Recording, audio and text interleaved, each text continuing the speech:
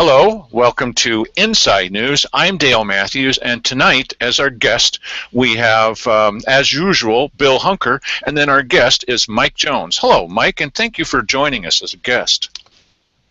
Yes, and you know I've not met your co-host Bill Hunker, but I'm sure he'll have some scintillating questions for me, being that I'm the focus of interest here this evening. Yes, you are a focus of interest for the federal government. Yes, that's probably true. Yes, I'm surely on a list somewhere. But don't call me Shirley. Okay, so Bill. Yes. You've been quite a gentleman. Most of the candidates were that, except for the ladies, all the way through the primary. And they said good things about themselves, including you.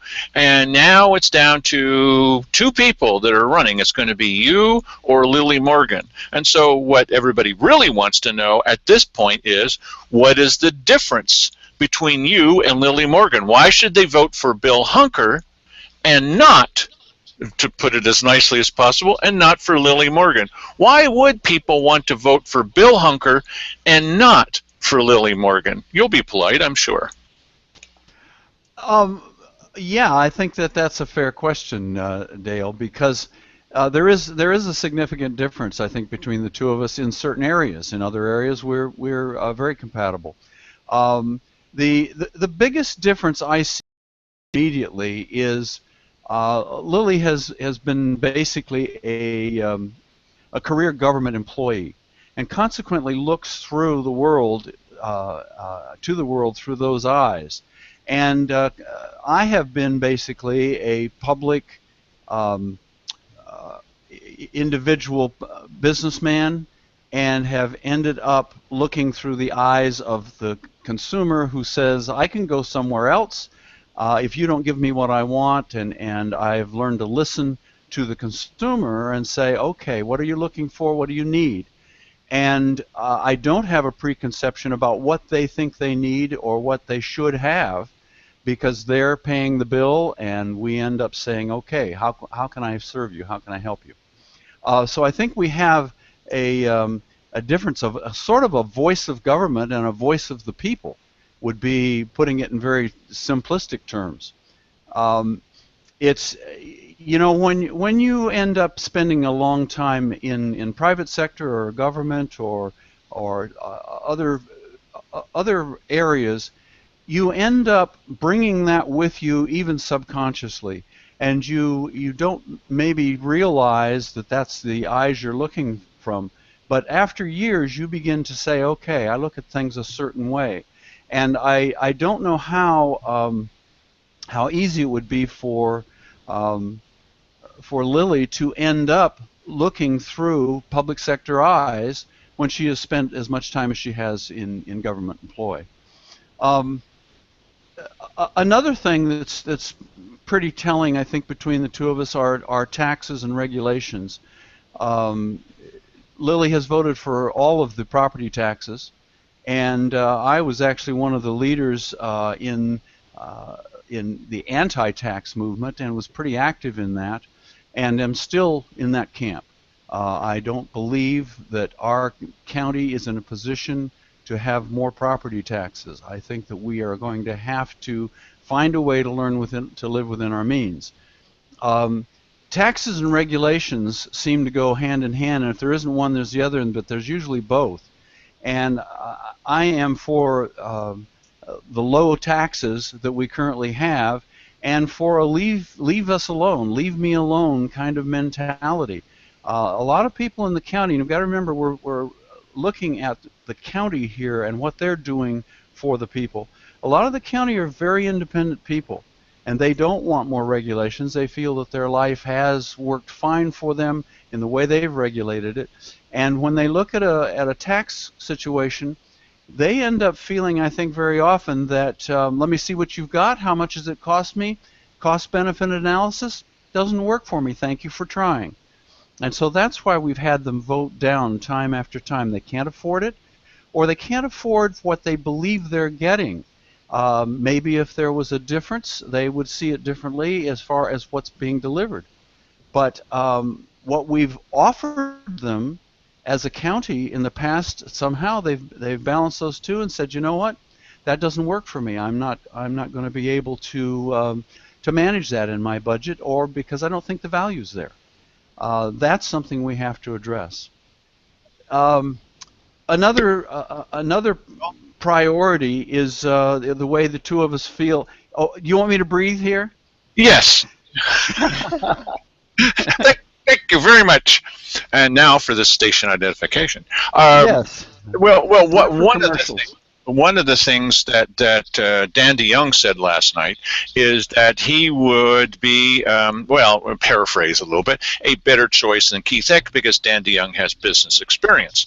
Now, you seem to be saying, okay, you've got business experience, and Lily Morgan has government experience. The flip side of that is she has experience in managing government, and you don't. So can you compare and contrast your benefit of understanding people in business to her ability to understand government and budgets, big budgets?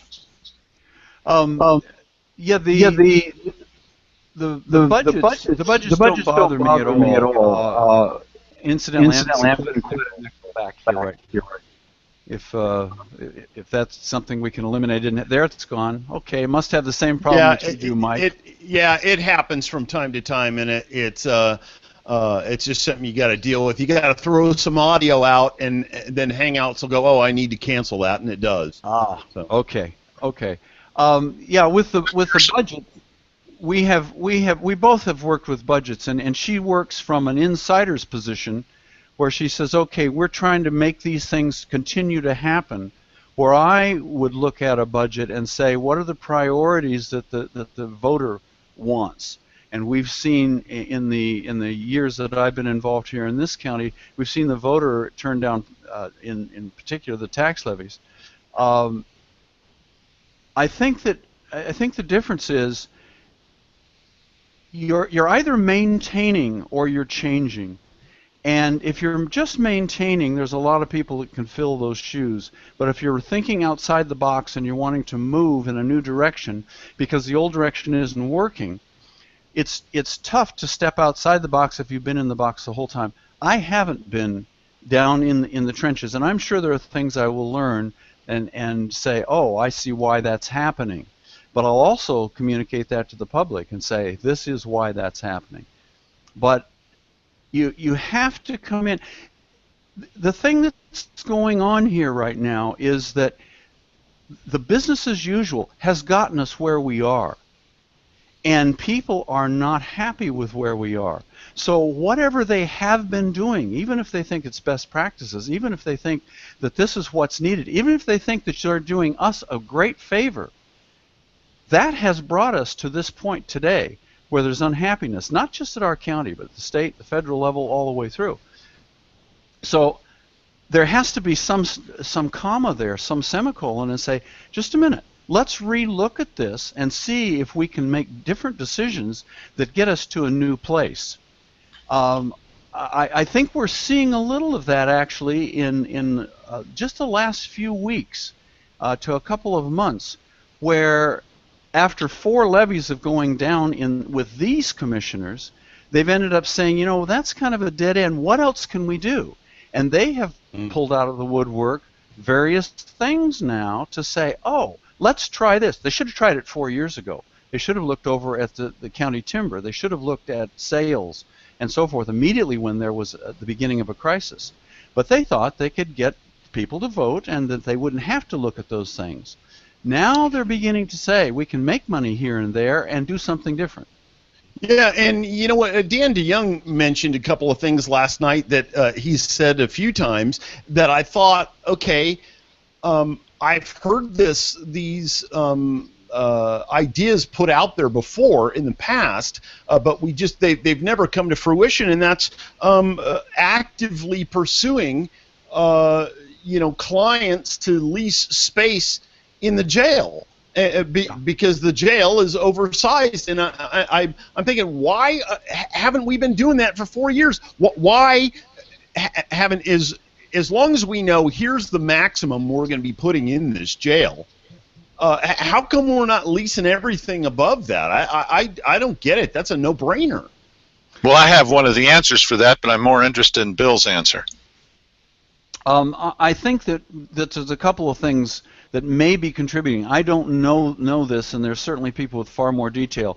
But if it takes X dollars to run, say, 100 beds, then if you add 30 beds, now you're in a problem for you can't hire 2 more people and now cover the pod with all the coverage that's demanded by government until you reach a certain number. But I think we can certainly know that number and end up then moving in and saying, okay, could we sell X beds here, here, and here to make that aggregate number? And then after that, because they're going to have to staff that, but once they staff, is there leftover that would be a help and still use those jail beds that have not been used hardly ever. But if you never pitch that idea, to potential clients and get their feedback, then you don't ever know if maybe filling the entirety of all of the leftover beds is a no-brainer, is an easy as a flip of a switch. In which case, you've got the money to put the other people in there if it's an easy thing to do. But we don't even know that because I doubt that we've ever pitched the idea. If we had pitched the idea, I gotta believe we would have heard about it. So here's 2 pieces of input from me. One is that doing this would help solve the problem. And these commissioners are not at all about helping solve the problem. If they don't have a problem, they don't have any leverage to force us to vote for a levy. And the other thing about the jail beds is that I hear this even in the little back room. They're too small to report on it every time. But every time you turn around, they're talking about, boy, when we've got to close down the jail, people will pay attention. They're revving up even in the little back room when nobody's listening except for me with the camera. This thing about closing down the jail will be the #1 thing they trot out in front of the public to get a new levy. Yeah, and if you rent out jail beds, then this takes away some of their ammunition. Right. No question. Bill, there's a difference between you, that's what this show is about, a difference between you and what is potential based on past performance from Lily Morgan about property tax. What is your perception? It may or may not be right, and maybe everyone else's is not right either. What's your perception about what she's likely to do about property tax, marching orders, and what you're likely to do about property tax? Dale, I just disconnected and just got back on just this second. Can you repeat that? What I was saying is, you are obviously the best candidate, and what do you make of that when I say such a thing? No, I'm kidding. Okay, all right. Lily Morgan has a number of backers who are heavy proponents of property tax in the county, and she says, well, it doesn't mean I'm going to go in that direction. Okay. Right. But they're backing her for a reason. Lily Morgan has in the past backed property taxes as a city council member. It does not mean that that's exactly what she's going to do as a commissioner. Okay. But based on the perception that you personally have, how would you handle the approach to property tax in Josephine County, which would probably set you aside from what Lily Morgan is likely to do, in your opinion? The property tax, virtually every time we talk about it, is trying to solve the public safety emergency. I don't hear it being used for very many other things. Library occasionally comes up. We're going to have to go through the budget. We're going to have to look at some of these other options that I was mentioning that Simon was bringing up last week and say, what can we actually raise? And is SRS gone? Is SRS going to last another year? It'll go down maybe a little bit. Will it last 2 more years and go down more? What have we got in between? I think that the ongoing issue of trust is something we're building all the time, so that people begin to understand if we don't have the money and you're not going to vote this in, these are the services that we can give, and we are squeezing out all we have to provide those services. Hey, Bill, yeah. Sorry, I know this seems awful rude. The difference between you and what Lily Morgan is likely to do, the difference between you. Completely, I think a number of people will agree with you. But what is the difference that you perceive between what Lily Morgan would do if she was elected and what you intend to do? Please, difference. For what specifically, Dale? For the taxes? Yes. Property tax? Yeah, approach to property tax in this county. I will not support a property tax levy.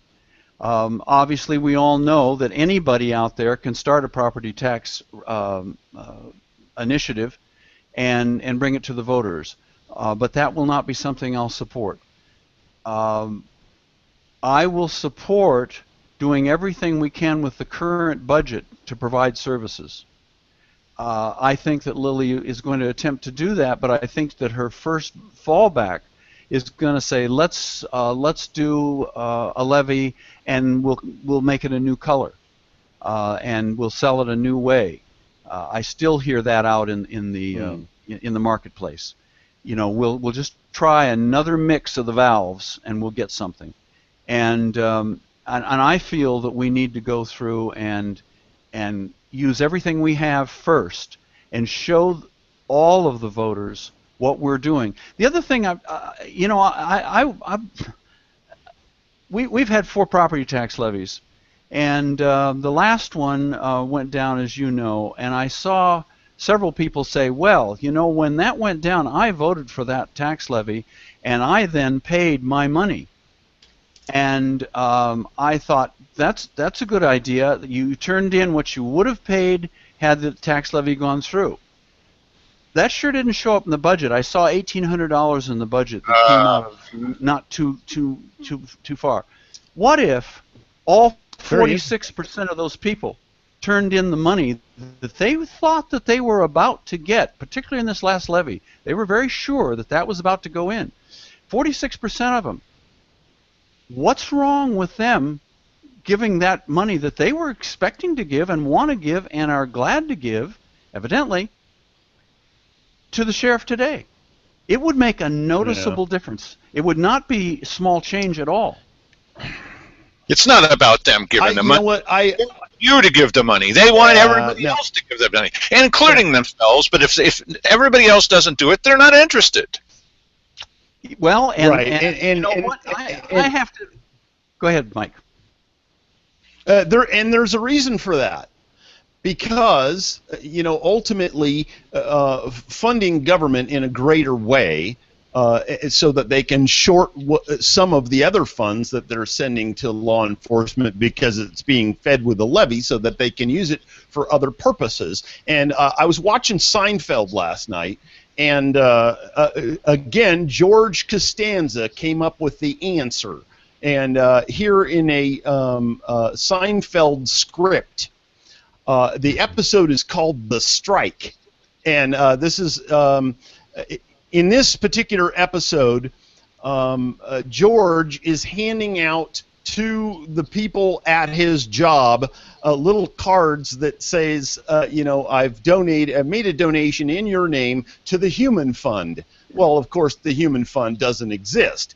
So his boss gives him a $20,000 check from the company to give to the Human Fund. So he says, so he meets Jerry in the coffee shop, and he says, you know, I've been doing a lot of thinking about this. This might be my chance to start giving something back. And then he says, I think I could be a philanthropist, a kick-ass philanthropist. I would have all this money, and people would love me, and then they would come to me and beg. And if I felt like it, I would help them out. And then they would owe me big time. And so this is the mentality. Clearly, I mean, it just bing. Okay, that's a politician. That's all they do. And right now, the politicians in this county, at least the county politicians, are lacking currency with which to be a kick-ass philanthropist. And if people come to them and beg, they might give them some money and then owe them big time. That's what it's about. So there, people who support government and want these levies to pass are never going to send in their money, because that might actually alleviate the problem for which they want more of your money to come into government. That's the whole point of it. So, unfortunately, here we are in this situation in this county. The greatest thing that's going to affect the economy in the next 5 years is all of this stuff that the city plans to do, if they ultimately get those plans to some sort of a fruition. And I don't know what you can do about that, but in terms of property taxes, it's clear that property taxes or property tax proposals haven't worked up to now. How could you get the citizens to be in a place where they say, yeah, I want to pay more for that? How could you do that? Well, the only time that the citizens are somewhat willing to let go of some of their money is if the economy's good. If they're making money, if they're feeling a little more comfortable, then they look around for philanthropy or places they say, oh, maybe we've shorted here and we can do more. But that's only when they start feeling like they're not really, really stretched thin. And as you saw this last week, headline. Oh, now he's afraid. Uh-oh. That's not good. He's in fear, yes, but he'll probably come back. Unfortunately, Bill's internet connection is somewhat intermittent. Yeah. And listen, that's the best he can do in his location. I was going to go with those same guys because I wanted a greater bandwidth, but I tell you that I have had fairly good reliability. If you go over the better part of 600 shows that we've done, my little piddly connection, 760K upload, less than 1 megabit, and here I am, and that's pretty good when you think about it. Anyway, Bill will be back here at some point via telephone. And then we've got a frozen video, and if I can get him via telephone, then we're cooking with gas. So hold on just a moment. Let me see what I can do here. And that's one of the alternatives that we have. And adapt and overcome. Isn't that what they say, Mike? Yes, that's what they say, Dale. You're right. Sure. That's what they say. Yes. Okay, let me call him.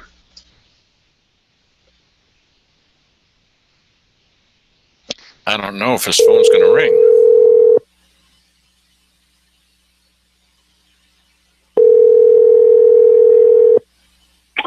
Yes, Dale. Is this the party to whom I am speaking?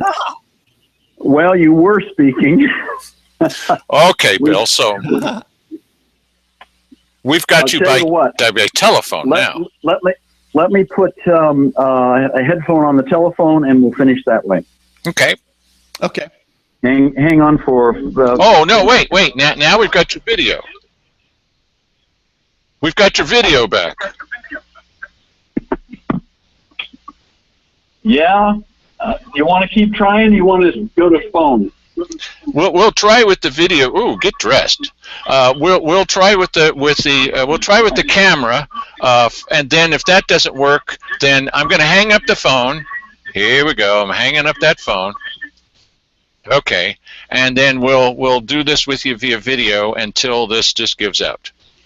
Okay, you need to sit down. Oh, now we can't hear. Dale, yeah. Oh, it's got to plug in the USB. Yes, but there's an indicator.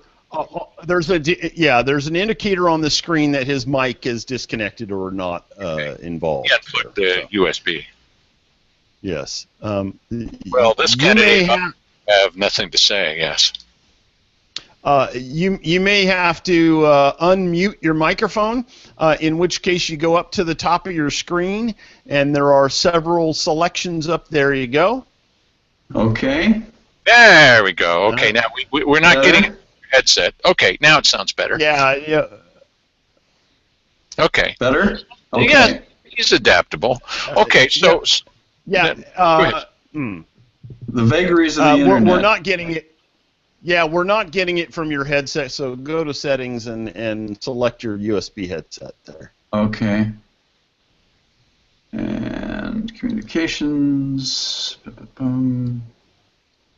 This is proof that he's technologically inclined. Okay, how's that? Is that better? Oh, much better. There we go. So, Bill, Okay. one of the things that Lily Morgan has said now, this is the third time we've talked to you since the primary. It's been the third time with Dan DeYoung. It'll be the third time since the primary with Lily Morgan on Friday. One of the things that she said is that some people are wrong in what they say, that she's not going to just toe the line of the pro-levy people and do the things that they want, and people's perception of that is just wrong. That's not what she's going to do. Now, we've already asked you about the levy.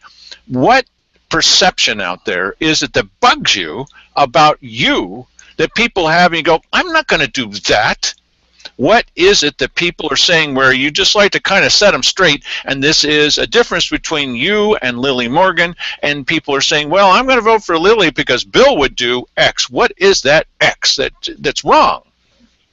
I think the thing that comes up particularly with Lily and with several other people is there's a contingent that says that I'm against public safety. And I'm against the sheriff's office, and just because I go out and get statistics, somehow to bring those statistics up in public is that I'm against the sheriff's office or the public safety, neither of which is true at all. I am unwilling to create policy out of anecdotal evidence. The anecdotal evidence, there's no end to it. And as it gets closer to you, a relative, a friend, a co-worker, suddenly your emotional level gets very high, and you do lose perspective over statistics. And statistics are what you have to do policy on. I'm sympathetic, and I do understand if someone's been a victim, and that's not a good thing, and we need to change that. But we can't end up changing it and saying that crime is rampant and when we're just in a horrible situation, when we find statistically we're about even like we've been for 20 years. And in 20 years ago, we were double in some areas. So we have to take that into account. Now, does that mean that the sheriff should have less money than he has now? No, I'm not saying that at all. Do I say there is no crime? Never once do I say there is no crime. I totally understand that.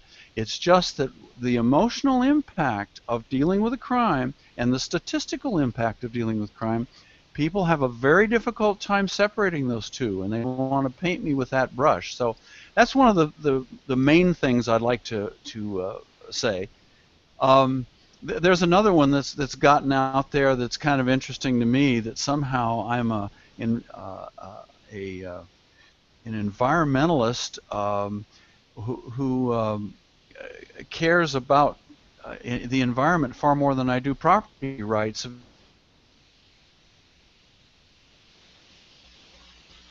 That one really bothers him, as yes. Yeah, I have heard that. I have heard that before. That there's was a lot of talk on Facebook because he went up and joined Tony Webb in doing a presentation in front of the Sunny Valley people, and I guess there was a number of people there against the Sunny Valley Sand and Gravel Project, and so somehow Bill got lumped in with those people, and that because of the fact that he was talking before them, that somehow that he's solidly in their camp and solidly against the other guy. I think that's an erroneous, because I watched that, and go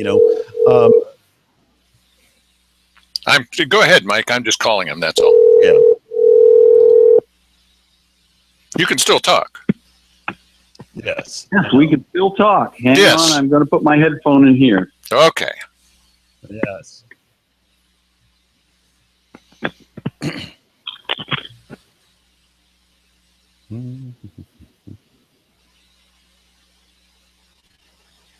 I don't know, Mike. It did look like he's got an awful lot of plants in his house. So there might be something about him green. Bill. Okay. Where did you lose me, guys? Well, you were just indicating that you were being painted with a green brush, and that's not necessarily true. No, I'm not. A sustainable green is what we're all after in the county and in every area. A balance is what all of us need in life, and so. But I did notice that during the primary campaign, some things got a little out of hand, where I began to get quote unquote a reputation with certain people. Now it's small number of people. Small number. There was a thing. It didn't make the big rounds. I don't find people on the street stopping talking to me about that. Yeah. Now, it may be said that Lily Morgan will be able to do some things a little more adroitly than you, and that she could potentially have a friendlier relationship, I'm not saying it's your fault, with the sheriff than you do at this exact moment. Of course, that may change when you're commissioner. What would be the thing that you would think would be the potential area where you would find it a little bit easier than Lily Morgan? In dealing with public safety or the sheriff in any subject whatsoever, sir. Dale, I think that I'm one who's very open to listening to where everyone is coming from and finding the middle ground that can suit all of us. That's all that representing the public is. The county is split on many, many things, and we have to find a balance and a workable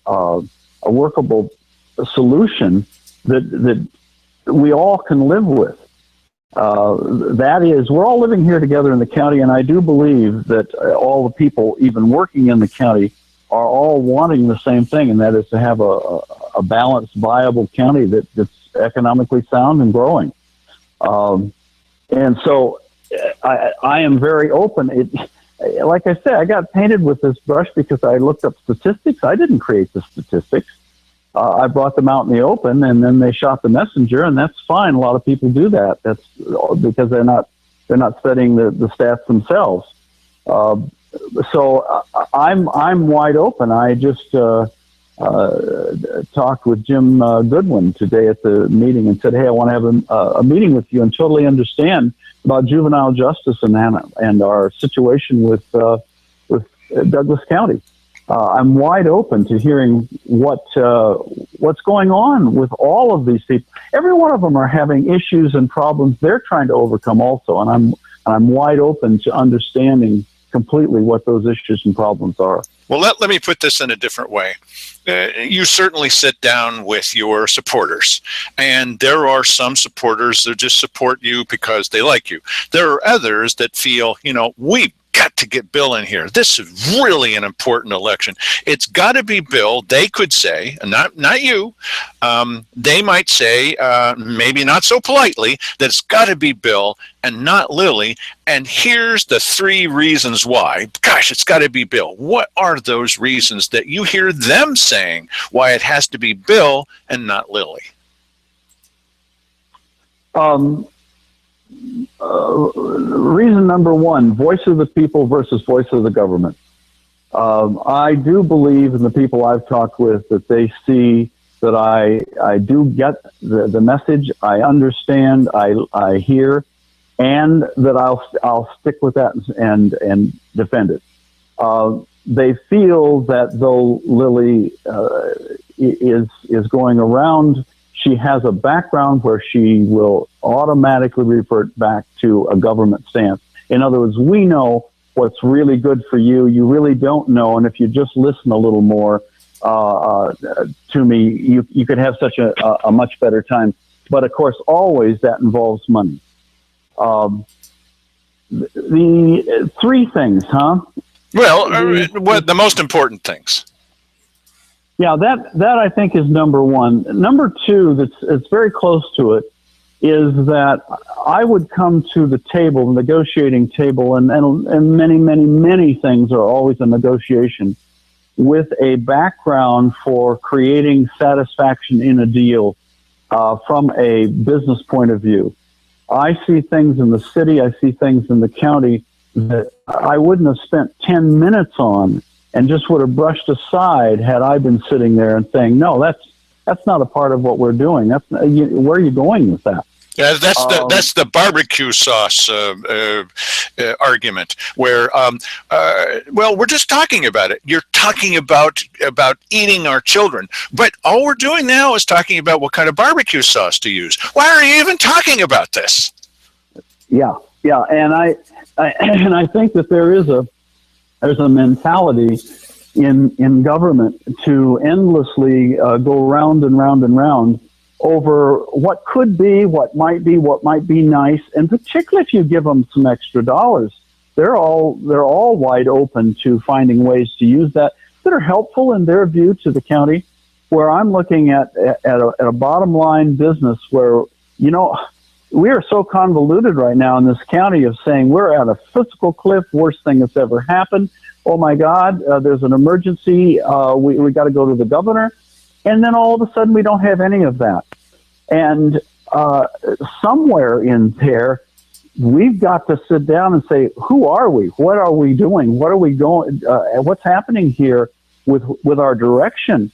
And that's got to come from a business point of view because it is going back to money. Where is the money being spent? How is it being spent? Are these the priorities of the people? One of the things that we missed out on is there was a meeting of LIPSIC. We no longer tell everybody what that stands for because they watch the show. They know what LIPSIC stands for. And Lily Morgan was sitting in for Nate Gowirand.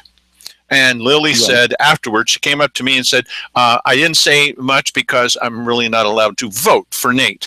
Well, we never heard what Nate felt because she had him on the phone and then the phone dropped and we never heard whether he would have said that we're in a fiscal emergency, we're in a law enforcement emergency, because they were talking about handing stuff over to the state, over to the governor. So do you believe, what do you think in this particular situation would be the difference between Lily Morgan and you? Are we in the difference now, Bill, not just your personal point of view, the difference between you and Lily about whether we're in an emergency situation with law enforcement? I don't believe we're in an emergency situation. I believe we do have issues and so forth. I believe that the people who are using the anecdotal want to make it an emergency.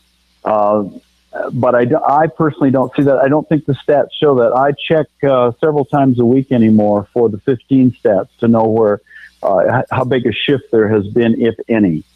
My guess is over the last 20 years, it's been the same, and I'm guessing it will be very close, a few points difference perhaps.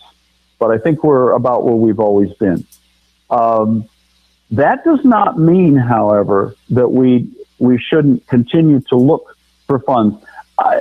Dale, I have an issue when there's pressure put on my saying, "Well, are you going to defend the sheriff? Are you going to find money for the sheriff?" I'm a little troubled that falls to a commissioner when the sheriff himself won't come in and fight for it. That's if true. That's an emergency, we saw that. Wouldn't you think he would be out there beating the drum in his behalf? And instead of looking at the commissioner sitting there and saying, "Well, you got to fix it for me," he's got to make his case, and he has not done that. That's true. That's true. He got up and he asked for a status quo budget. He asked for a status quo budget in the middle of an emergency. Well, and you know what? This. It's funny that you mentioned this, Bill, because this thing occurred to me today, and I was sort of thinking about, we're supposed to be in this dire law enforcement emergency situation, okay? And yet our politicians will not ask for more money. And so obviously they either think roads are more important or they want a situation that is worse. And when you really think about the implications of that, and then the sheriff is complicit in that. The sheriff does not want money to come into his department because then maybe people would think that was part of a solution. And they always use there was a murder out in north end of the county, and their rationale is that, okay, if you had given us more money, we would have had more officers and therefore potentially less murder. This murder may not have happened. Well, if that is true, then the inverse has to be true as well. That if you willfully do not want money to come to your department that you can deal with the crime, then you are in favor of more murder. And, yes.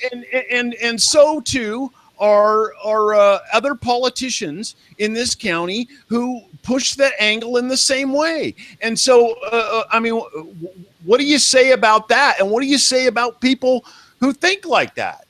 Yeah, what do you say about that, Bill? And what do you say about people who think like that?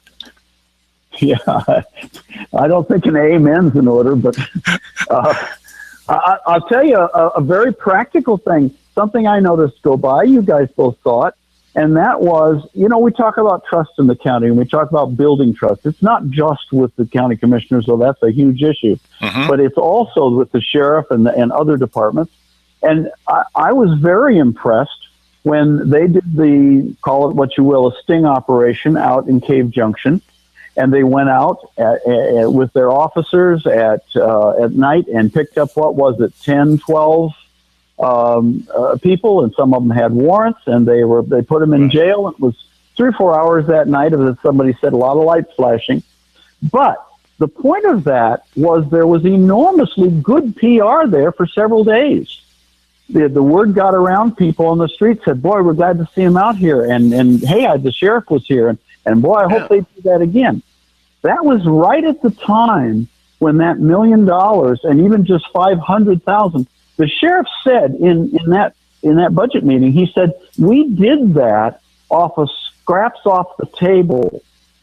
All right, I don't know what scraps off the table means, but it's implying not very much money. And I thought, okay, let's say you don't want to use that. How come you're not doing that every day? Right, or every night. Right. Yeah. Yeah, just do it every once in a while. Say, hey, it's going to cost me $10,000 to do another one of those or 2 or more of those. I'd like to have that in because we're making good PR. We were able to do some things, and then trust grows, and then people see action, and they see action in the areas they want it in. Everybody's been talking about Cave Junction for the last 6 months. That was a terrifically good public relations thing to do, and then it stopped. Well, for lack of funds or what?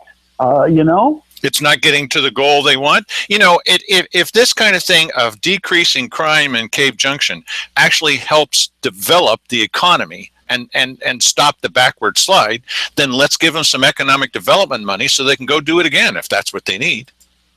Absolutely. Yeah. Absolutely. Yeah, for sure. But you're going to do that. But you know what's weird? Listen, they keep talking about whenever I hear there's a crime problem in the county, the only place that I hear about is Cave Junction. I don't hear about anywhere else. I don't hear about Alton Williams. I don't hear about Murphy. I don't hear about Merlin. I don't hear about any of those places in terms of, now, I'm sure there are little things that happen.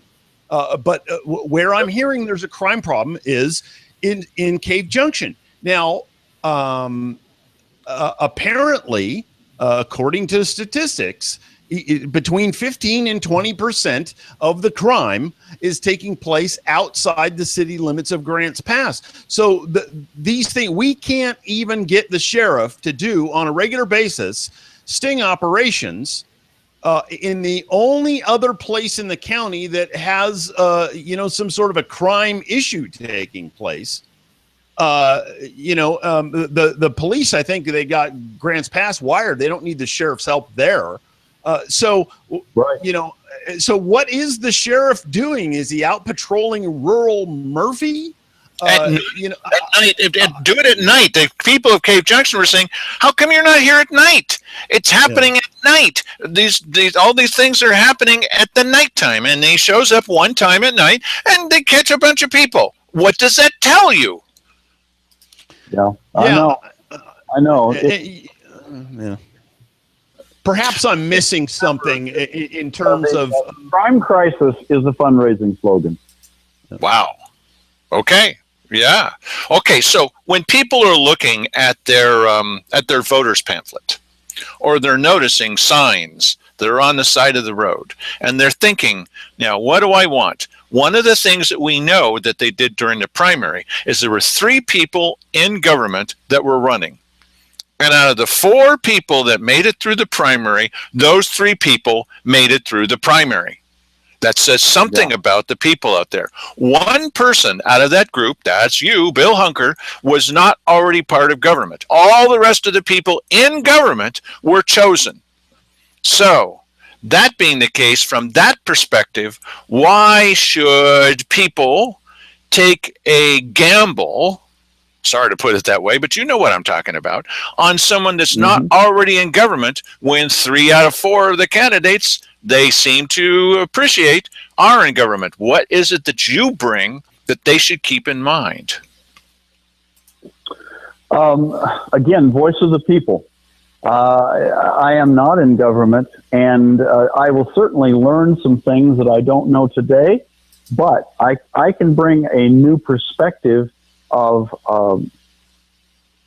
business and new eyes on solutions where so often in any organization that's lasted a long while, we do it that way because that's the way we did it last year and the year before and the year before. And it doesn't necessarily mean it's the most efficient, most effective, but it is the way it's always been done, and we're not going to upset the apple cart. I don't have those preconceived ideas. Maybe some of the things they're doing are absolutely terrific and should continue. Maybe many of them should. But are there things that we can improve both efficiency and effectiveness in the county? So I bring that. And let me also comment, Dale, on what you said with the 3 government people. This whole election thing is very much a name game. And those 3 people had name recognition higher than virtually anyone else on the list. And so that influenced, because when I looked at the undervotes in just position 3, there were 4,800 people that did not mark position 3 at all. And that means that they looked at that list and said, I don't know who those people are. I'm not going to vote for anybody. So, and in position 2, the undervotes were 4,200. And so it's, the name game was a large part. These people had heard these names from somewhere, saw them somewhere in the last 2 or 3 years, and said, "Oh, that must be a person in government. I guess I'll put their name down." I feel pretty good. for the short length of time that I was out there to get enough name recognition to make it as far as I did. Not having served in any of the committees or government entities in the past here. Bill, we want to thank you for coming on the show. We really appreciate having you here twice a month. You know, the next time, exactly 2 weeks from tonight, is July 6th. We think that we're going to have Dandy Young on the 5th. We're going to ask Lily Morgan about being on the 8th. We'd like to invite you back to come and do that with us so that more people can hear about what your positions are, and not the typical kind of questions that's going to be asked or not asked at all by the courier. I personally think it's very helpful for people to understand that there is a difference and that they can make a difference with their vote. Absolutely. Thank you, Dale. I like the opportunity to talk about the issues and the differences. Certainly, the county is at a crossroads, and we need to have a change in the way we're doing things, because what we have done has brought us to this date where we do have to make a change. There is no question about that. Well, you're going to want to watch on Friday, because that's when Lily Morgan is going to do exactly what you did tonight from her point of view, why you should vote for Lily Morgan and not for Bill Hunker. So that should be rather interesting as well, sir. Well, I would recommend that she not try to do it on video and get delayed 3 or 4 times. Well, what this shows is that you are flexible, and with Dandy Young being totally by telephone and you being by video and telephone, if she's totally by video, well, that's, whatever. So thanks again for your patience with the system, and we appreciate having you here on this show. We will post this around for people to see, and then they can make intelligent decisions. That'd be refreshing. Terrific. Hopefully. Thank you, Dale. Thank you, Mike. Goodbye. Yep. See you, Bill. Okay. Anything else that you have here for us, Mike? Nope. Okay. That's it. Good night, everybody. We were glad you could join us. And don't forget to tune in on, every night, of course, but especially on Friday to hear what Lily Morgan has to say. Okay. We're totally ready for that. Bye.